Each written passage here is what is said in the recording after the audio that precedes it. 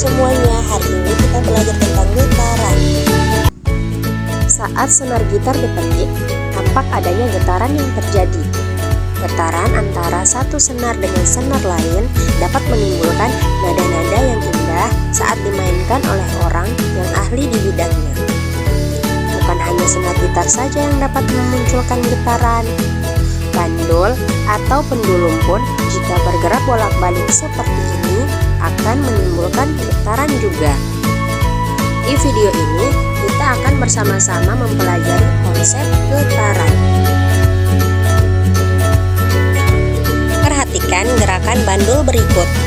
Bolak-balik begitu terus. Nah, gerakan bolak-balik seperti itu dikenal dengan istilah getaran. Jadi, apa itu getaran?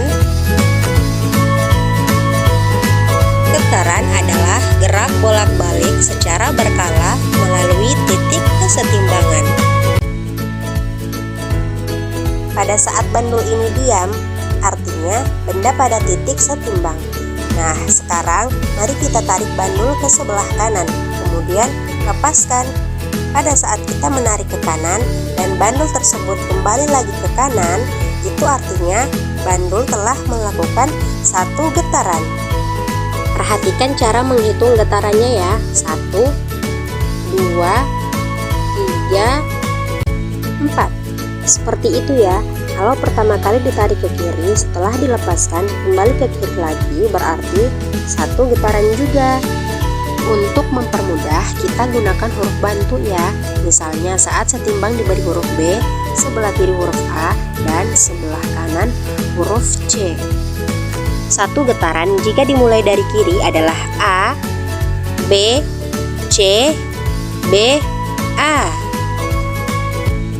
Ingat ya, dari kiri kembali ke kiri, atau dari A kembali ke A lagi. Jika dimulai dari C, maka satu getaran adalah C, B, A, B, C. Sudah paham sampai sini? Nah, kalau hanya setengah getaran, bagaimana? Kalau dimulai dari A, setengah getaran adalah A, B, C. Atau kalau dimulai dari C, setengah getaran adalah C, B, A. Jadi, kalau hanya dari A ke B saja, berapa getarannya adik-adik? Ya, pintar, seperempat getaran. Dari B ke C juga seperempat getaran. Jadi dari A ke B ke C seperempat getaran ditambah seperempat getaran jadi setengah getaran. Nah, sekarang kalau diukur menggunakan penggaris berapa sentimeter ya jarak dari titik setimbang atau titik B ke A dan juga jarak dari titik B ke C. Jarak yang adik-adik ukur tersebut dikenal dengan istilah amplitudo. Amplitudo adalah simpangan terjauh dari titik setimbang. Karena titik setimbangnya di B, maka besar amplitudonya adalah jarak dari B ke A atau jarak dari B ke C. Gunakan satuan sentimeter atau meter ya.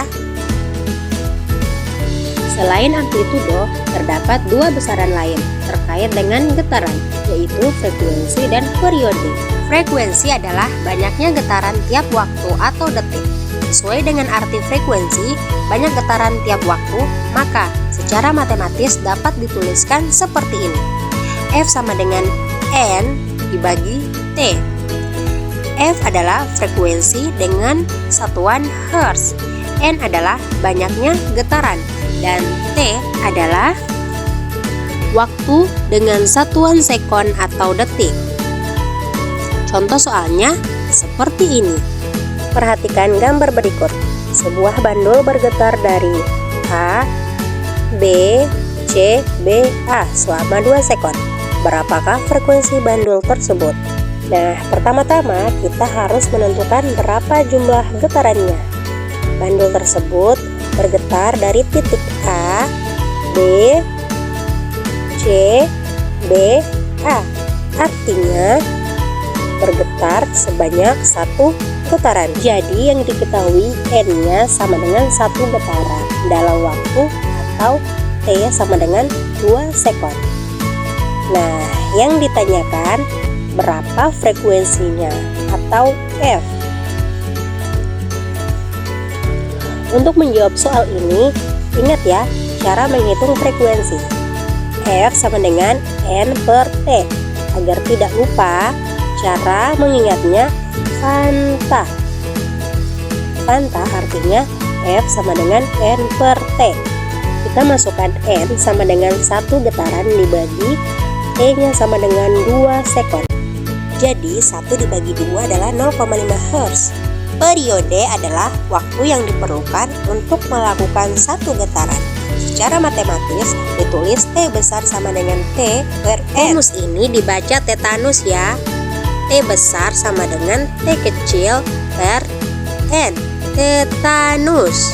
Adik-adik, rumus menghitung periode dan frekuensi sebenarnya tinggal dibalik saja.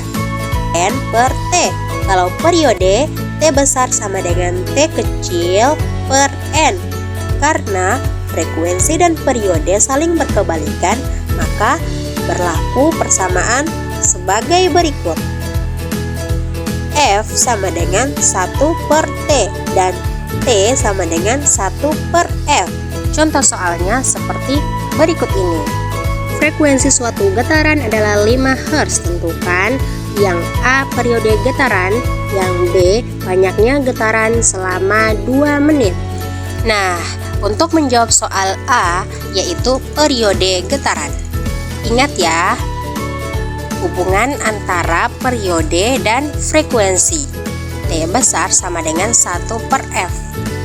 Nah, jadi 1 dibagi dari frekuensinya adalah 5 Hz.